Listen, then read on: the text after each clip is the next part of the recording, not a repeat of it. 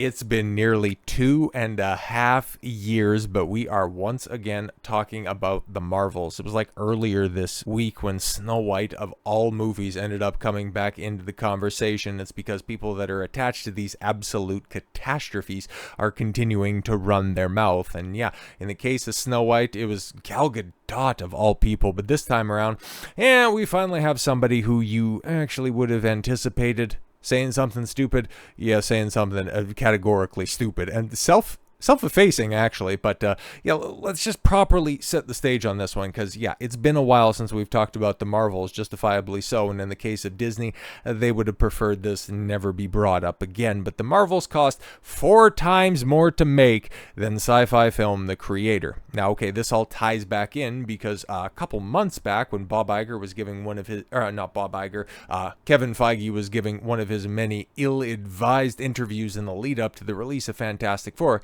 He was talking about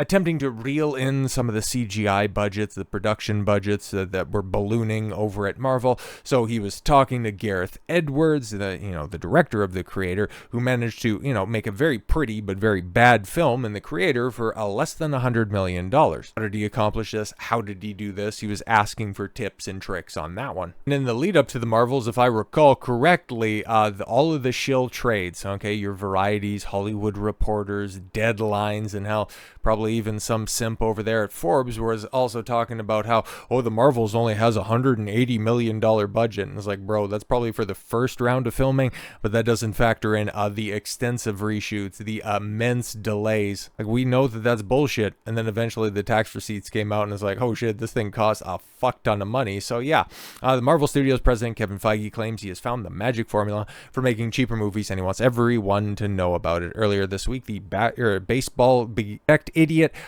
told Variety that he had been given tips by the team behind The Creator, the 2023 sci-fi epic, which earned an Oscar nomination for its visual effects and nothing else. Definitely not for the writing or performances. It was reportedly made for the fraction of the cost of a Marvel movie. It has now come to light exactly how cheap it was. The Creator was set in a dystopian future, blah, blah, blah, all of that shit. I don't really care. Oh, God, somebody attached a Tenet. That kind of sucks. Cost for making films in the United States. Oh yeah, right, because the Creator was shot in the UK as well, and that's something else that I might talk about in a more extrapolated video, maybe, potentially, but just the cliff notes on this. It was announced, I think, at the beginning of the week that Marvel, they're pulling out of Georgia. They're not going to be filming anything else there because they did, Secret Invasion and then Captain Black Falcon America, man. They filmed down there. They're getting out of there. Long-term commitment in Georgia and seeking greener country over in the UK due to, better tax incentives. And that's what Gareth Edwards did with The Creator, and that's what Disney and Lucasfilm and Marvel have been doing for a while.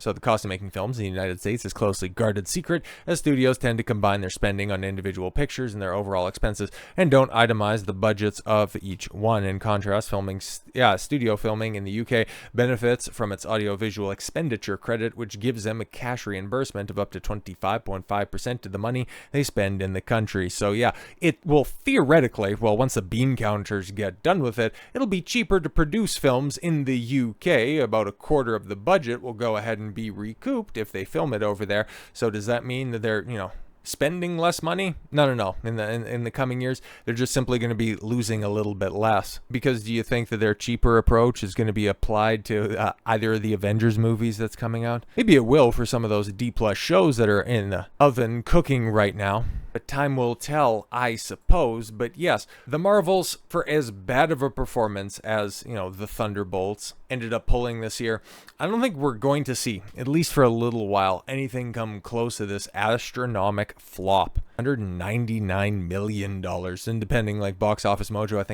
think they have it pegged at $204 million. I guess they might factor in the DVD and Blu-ray sales, which I don't know who the fuck outside of the collectors who are just going for the complete Marvel collection, who in the blue hell would buy this shit. But $199 million box office on the back of a $270 million production budget. Oof. No Culture Crave, no Discussing Film, and no Marvel handle sites can go ahead and try to run with, oh, it made $199 million on the box office at the budget of 207. Oh, shit. We can't mislead our audience anymore on this one. That sucks. But yeah, it's funny, right? Because even after all of this failed, the only person that come out and say anything about this movie was Aman Vellani, and she was, pretty measured about this. It's like, I really liked being a part of it. Everybody was fun to work with. I don't really worry about the box office. That's for Bob Iger and Kevin Feige to deal with. But yeah, I love my character that I'm working with. I look forward to future opportunities. She was fairly magnanimous and ultimately came out looking the best in this one. Well, Brie Larson had kind of gone on, some people considered a redemption tour. I was a little bit more cynical on it at the time, but the one person who was most likely spring a leak and say something stupid was probably the most disassociated person on the production, full stop, and that was the director, after all, Nia DaCosta, who left before reshoots were done. Bob Iger personally indicted, what was that, during a Bloomberg conference, a big financial conference or something, saying, oh yeah, the failure of the Marvels was mostly due to a lack of oversight. Okay, we needed to have more studio interference on this production. That's why it failed. So, okay, cool. You don't want to, at least by name, saying that, oh yeah, right, we kind of cast the undeserving, underqualified director and she really fucked up massively. So next time, yeah, we'll be paying closer attention. No, he didn't want to go that far. He just wanted to explain the failure without actually explaining the failure. But you would think, right, as unprofessionally behind the scenes as she comported herself, and then ultimately the product that she delivered, that she has her name attached to, that would normally land somebody in director's jail. But Nia DaCosta ends up, of all of the people available, okay, she ends up getting tapped for the second movie of an expected trilogy for the revival of the 28-something franchise, helmed by Alex Garland and Danny Boyle. Why? Why on God's green earth? I guess they really thought that they had something with 28 years later. But then, you take a look at the box office on that, and that's a movie that only came out in May of this year, and holy shit, did it underperform. But then again, it was also like a really bad movie, okay? And yeah, okay, it only had a $60 million budget, but $150 million, that means that you barely broke even. But hey, studios, they don't spend $60 million in order to make $2 or $3 million. They were hoping for something big on this one. And well, with all of the big names that are attached to this, are they going to be incentivized to come back for a third? Because I think Nia DaCosta's Bone Temple has already begun production or wrapped production. Mostly due to the fact that, yeah, the release for this, it's coming out next year, and I think it's like early next year. It might be like a February release or something like that. So she's going to get back into the saddle, and as bad as 28 years later was, it's like you're not really setting up anything great outside of, oh boy, we can go on the adventures with the Jimmy Savile gang. I can't believe that was still the Power Ranger flips right at the end. Okay, for as many people thought that, the goofy nature of the endings for Weapons was a bit of a tonal shift. I remember the conversation around 28 years later is either the Alpha Dong or the Tracksuit Mafia rocking up to kill some zombies. Like, what the hell are we doing, dude? But okay, if that's the first part of an expected trilogy, a continuing story, well, if Danny Boyle was coming back and he had this consistent big-brained vision moving forward, that would be one thing. But you're going from him, an established director, to Nia DaCosta to pick up the pieces. Yeah, this is a recipe for a disaster, but okay. Nia DaCosta reveals her one amendment to Alex Garland's 28 years later The Bone Temple script. More infected. Oh, so we want more zombies. Okay, we want more mediocre action scenes. All right. Nia DaCosta has teased what to expect from her installment of Danny Boyle's 28 years later, days later sequel, 28 years later. All of this shit is so annoying to deduce. DaCosta took on directing duties from for the Bone Temple, filmed back to back with Boyle's movie, released earlier this year, that featured Alfie Williams, Aaron Taylor Johnson, Jodie Comer, and Ray Fiennes at the Edinburgh International Film Festival event on Monday. Yes, DaCosta said fans of the zombie apocalypse franchise will be seeing more of Spike's story and Jack O'Connell's character in her movie set for a January. Okay, so it's coming out in January.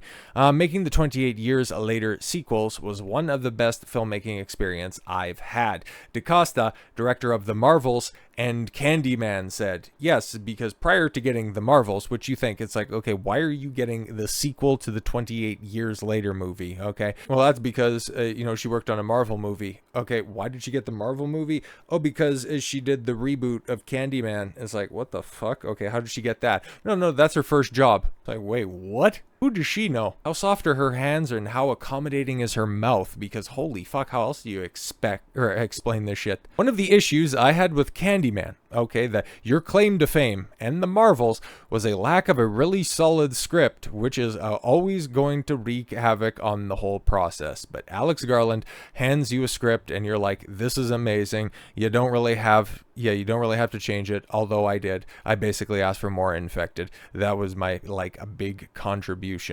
That is absolutely hilarious. The lack of a really solid script was detrimental to Candyman and the Marvels. I mean, you pull up her IMDb page, and like I said at the beginning, the comments that she's going to make from this film festival are scathing towards Marvel on one hand, but then also self-own on the other, because, okay, you take a look at her credits, okay, her writer credits are the only thing in the film that she was promoting at the Edinburgh Film Festival is Hedda, but fuck, I think it's like Tessa Thompson and some other fucking goober, but you take a look at what else she's done. Oh, so she helped write the Marvels. And she did the screenplay for Candyman. Okay. And you take a look at the shit that she, has the most acclaim for. Top Boy, whatever the fuck that is, 2 episodes of that. Okay, she was a director and didn't have any writing credits on that one. The short film of Candyman, yeah, director, no screenplay on that one. But yeah, when you start to get down the line, when you start to get to her proper releases, yeah, when she starts to get more intimate with the creative process, yeah, that's when shit starts to fall apart. And oh my god, 8 episodes of a podcast, a 3.7 rated podcast over 4 years, yeah. Just goes to show you that her work ethic, I don't necessarily know if it can keep up with her inflated ego, but yeah, it's awfully bold of you to try to throw everybody else under the bus when you're just incapable of helping to remedy a situation you claim is the biggest impediment to your success.